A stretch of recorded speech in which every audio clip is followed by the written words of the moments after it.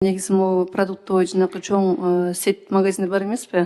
Глобус жана башка көптөгөн ошолорго дагы полкаларга кирүү аябай оор экен да, өндүрүүчүлөргө. Талаптары темел укмуш экен. Көпчүлүк ошо ата мекендик өндүрүүчүлөр, импортчулар ошолордун полкасына кирүү абдан оор экен. Ошол боюнча дагы ушул мыйзамдын негизинде көзөмөлгө алса болобу? Сиз айткан маселе ири соода түйүндөрүндө атайын мыйзам бар.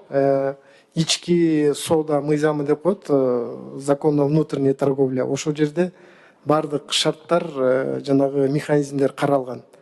Сиз айткандай, бул мыйзам менен дагы ал тармакка кирсек болот. Бул эгерде бир атайын бир барьерди койгон күндө, бул ошо атаандаштыкты чектөө болуп эсептелет. Бул мыйзам менен да кирсек болот.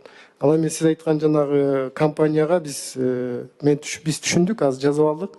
Өзүбүздүн ишибизди жүргүзөбүз, андайга жол берилбеш керек. Бүгүнкү мыйзамдын талаптары боюнча. Эми азыркы күндө ошол өзүңүздөрдүн мыйзамды алып келүүнүн негизги себептери эмне болду? Мына жөнөкөй тил менен түшүндүрсөңүз, жөнөкөй элдерге дагы кандай атаандаштыкта акыйкатсыздык, адилетсиздик учурлар болгон үчүн ушул мыйзам келди. Бул мыйзам калгандан кийин кандай өзгөрүүлөр болот? Жана мен атайын пример кылып кеттим. Бул көбүнчө жанагы интернет тармагындагы бүгүнкү күндөгү өнүгүп жаткан кызматтар. Ошолорду жөнгө салуу негизинен ушулар.